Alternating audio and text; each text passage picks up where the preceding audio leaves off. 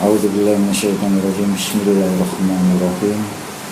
Asyhadu an la ilaha illallah wa asyhadu anna Muhammadan rasul.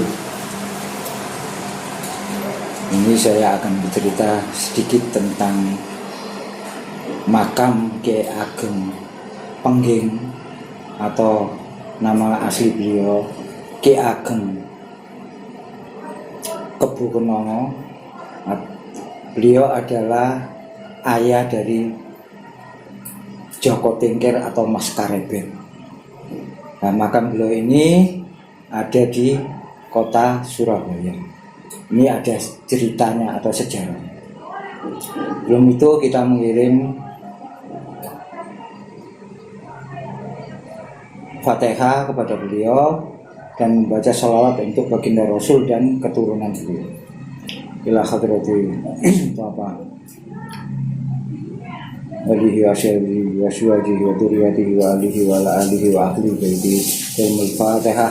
A'udzu billahi minasyaitonir rajim. Bismillahirrahmanirrahim. Alhamdulillahirabbil alamin arrahmanir rahim maliki yaumiddin.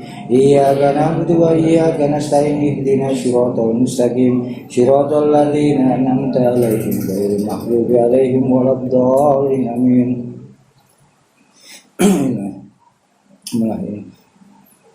Arwaihu syusan Kyai Ageng Kebukenanga wa ahli baiti asmakarama wa ijazul Fatihah. A'udzu billahi minasyaitonir rajim. Bismillahirrahmanirrahim. Alhamdulillahirabbil alamin arrahmanir rahim maliki yaumiddin. Iyyaka na'budu wa iyyaka nasta'in ihdinas siratal mustaqim. Siratal ladzina an'amta 'alaihim ghairil maghdubi 'alaihim waladdallin. Amin. Allahumma sholli ala sayyidina Muhammad wa ala ali sayyidina Muhammad. Ini cerita atau sejarah makam Kyai Ageng Pengging atau Kyai Ageng Kebukenanga, ayah dari Mas Karebet atau lebih dikenal Jaka Tingkir. Ini sejarahnya. Kenapa makam beliau ini ada di kota Surabaya? Ada di wilayah Ngagel,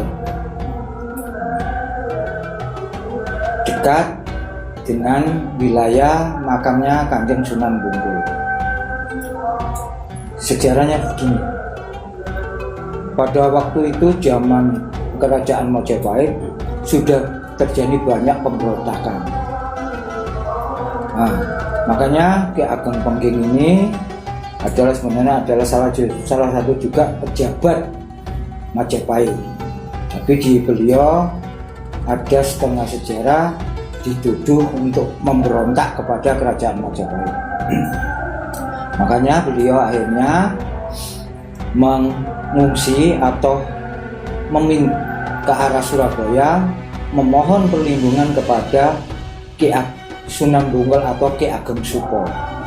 Nah, ini perjalanan beliau menuju Surabaya itu hanya ketemu Kyai Ageng Supo atau Sunan Bonggol bercerita. Akhirnya Kyai Ageng Supo atau Sunan Bonggol ini melindungi Kyai Ageng Pengging. Nah, pada waktu itu perjalanannya beliau ini menyamar agar tidak diketahui oleh pejabat-pejabat kerajaan Majapahit yang senang mengadu domba.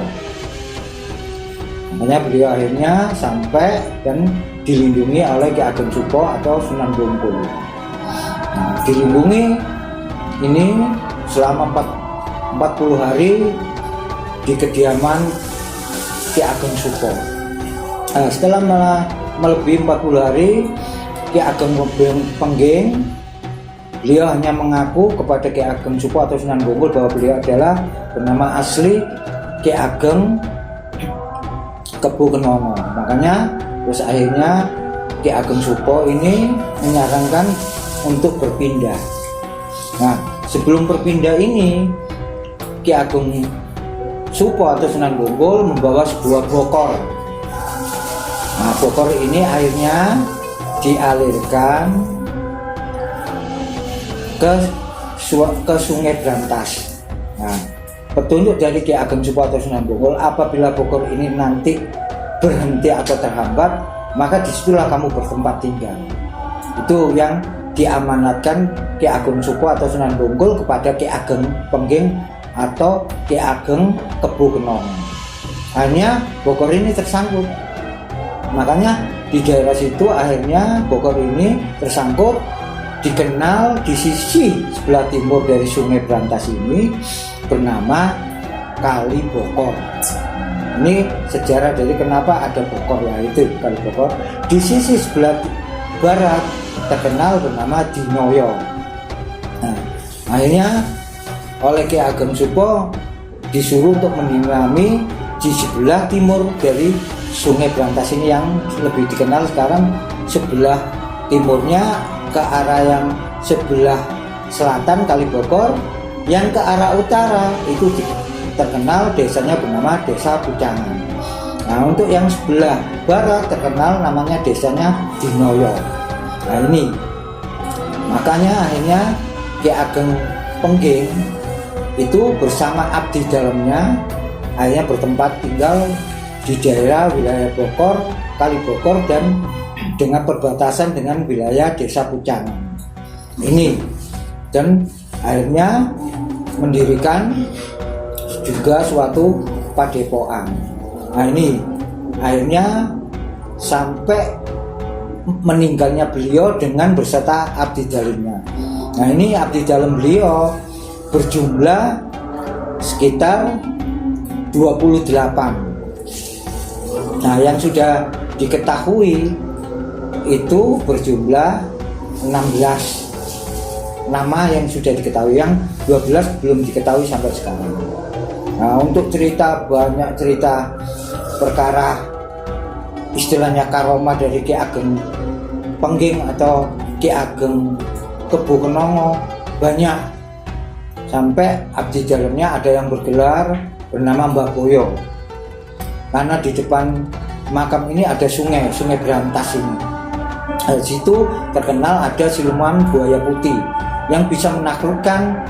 Ini adalah abdi dalam dari Ki Ageng Pengging, karena diutus memang untuk menaklukkan buaya putih ini oleh Ki Ageng Pengging. Ini salah satu cerita. Kalau ceritanya Ki Ageng Pengging banyak sekali. Makanya ini salah satu dari kelebihan Ki Ageng Pengging untuk menaklukkan kepada buaya putih ini, menyuruh abdi dalamnya. Beliau tidak turun tangan sendiri. Nah, ini makanya jarang sekali yang orang tahu. Yang tahunya rata-rata makamnya Ki Ageng Pengging ini di daerah Jawa Tengah, atau lebih tepatnya daerah Boyolali. Nah, ini. Tapi kalau menurut sejarah yang makam yang ada Ki Ageng Pengging yang ada di Surabaya, yang saya ceritakan tadi, yaitu sejarahnya.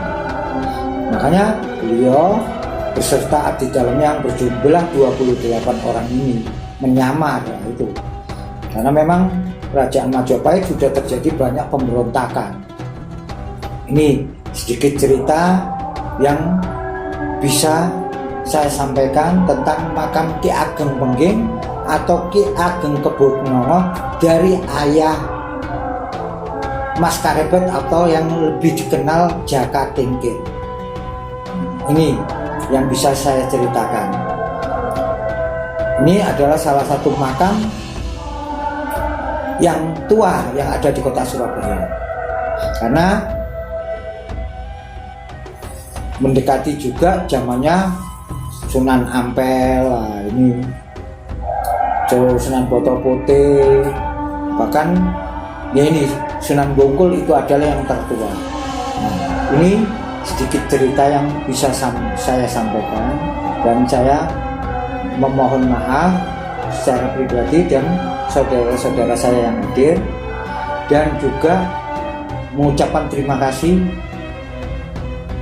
kepada saudara-saudara saya yang menonton nanti channel Sakup Sarjana Kuburan.